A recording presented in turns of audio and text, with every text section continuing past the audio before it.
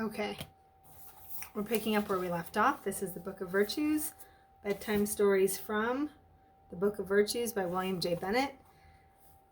I never know if that shows up the right way or not. I'm going to assume that it's slightly backwards because that's how I'm saying it. But anyway, you know what it is. And it is vaulting ambition, which o'erleaps itself, by William Shakespeare. Here is unbridled, vaulting ambition at work in Shakespeare's Macbeth. The scene is the courtyard of Inverness, Macbeth's castle, where Macbeth and Lady Macbeth prepare to murder Duncan, King of Scotland, and thereby gain the throne. As Macbeth himself points out, his victim is his guest, his kinsman, and his king, but even these claims are not enough to stop the veracity of uncontrolled aspiration. Lady Macbeth urges her husband to screw your courage to the sticking place when he seems on the verge of faltering. And so we see that a degree of self-mastery is required to conclude their plot, but it's the wrong kind of self-control, driven only by runaway ambition. Macbeth. If it were done when 'tis done, then twere well, if it were done quickly. If the assassination could trammel up the consequence and catch with his surcease success, that but this blow might be the be-all and the end-all here.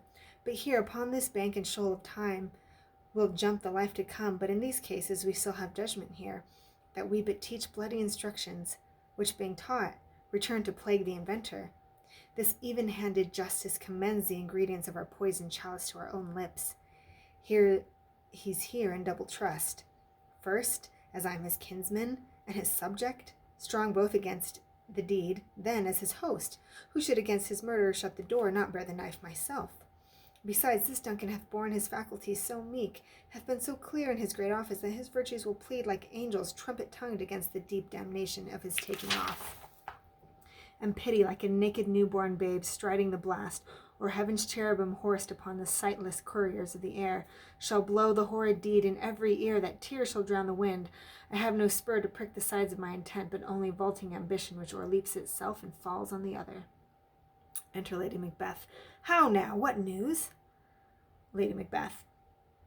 He's almost supped. Why have you left the chamber? Hath he asked for me? Know you not he has?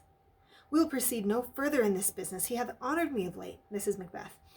And I have bought golden opinions from all sorts of people, which would be worn now in their newest gloss, not cast aside so soon. Lady Macbeth.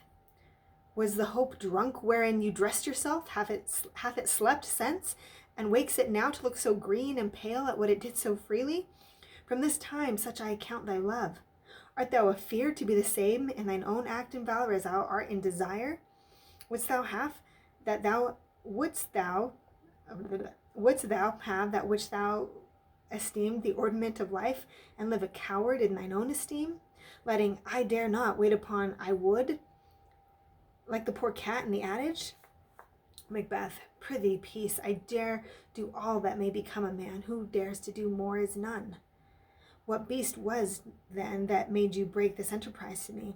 When you durst do it, then you were a man, and to be more than what you were, you would be so much more than the man. Nor time nor place did then it here, and yet you would make both. They have made themselves, and that their fitness now doth unmake you. I have given suck, and know how tender 'tis to love the babe that milks me. I would, while it was smiling in my face, have plucked my nipple from his boneless gums and dashed the brains out had I so sworn as you have done to this. Macbeth. If we should fail, we fail. But screw your courage to the sticking place, and we'll fail not. When we'll not fail. When Duncan is asleep, whereto the rather shall I need a really prepped to read Shakespeare. I feel like I'm like someone should come with a warning, like you need to do some mental warm-ups or something. This is really, we're gonna do it. Okay. Whereto the rather shall his day's hard journey soundly invite him, his two chamberlains. Will I with wine and wassail so convince that memory, the warder of the brain, shall be a fume, and the receipt of reason a limbeck only? When in swinish sleep their drenched natures lies in a death, what cannot you and I perform upon the unguarded Duncan? What not put upon his spongy officers who shall bear the guilt of our great quell? Macbeth. Bring forth men children only, for thy undaunted mettle should compose nothing but males. Will it not be received when we have Will it not be received when we have marked with blood those sleepy two of his own chamber, and used their very daggers that they've done it? Lady Macbeth. Who dares receive it other? And we shall make our griefs and clamor roar as we shall make our griefs and clamor roar upon his death. Macbeth. I am settled, and bend up each corporal agent to this terrible feat. Away, and mock the time with fair show. False face must hide what the false heart doth know. False face must hide what the false heart doth know. Amazing. That really should have been read better. It deserved so much more than what I could give it. But my goodness, that is amazing. I almost want to read it again. So it's basically him saying, I want to do this thing. And she says, he says, I don't want to do the thing. Kind of like Pilate when he didn't want to crucify Christ. And his wife said, well, was it his wife? No, it was the opposite. His wife had the dream and said, don't crucify Christ. And unfortunately, Pilate made the opposite choice. That is just so interesting, though. It's interesting how we influence one another. In this case, I'm sure that to kill Duncan was probably not the best move he could have made, but he was lacking self-discipline and conviction. He had the right choice, and someone pushed him, and then he gave way, and he made the wrong one. So that is interesting in and of itself. Okay, do we have time to read a short story from Tolstoy? I kind of want to, but I'm not thinking we have time. I'm going to do it. Okay. I might leave off halfway. We can finish it next time. You know what? No.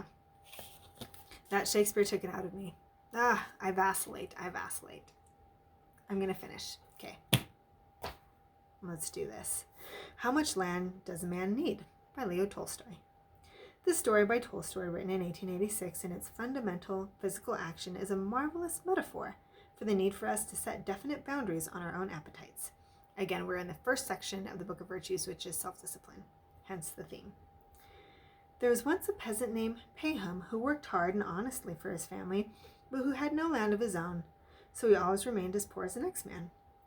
Busy as we are from childhood tilling Mother Earth, he often thought, we peasants will always die as we are living, with nothing of our own. If only we had our own land, it would be different. Now, you know what? I'm just not feeling it tonight, and these things need to be felt. So, I'm sorry. I vacillated, much like Macbeth, except no one's life was at stake. Next time we're going to read this story by Tolstoy. I've got a lot to do tonight, but we got Shakespeare. So, anyway, have a good night. Next time, more stories from the Book of Virtues.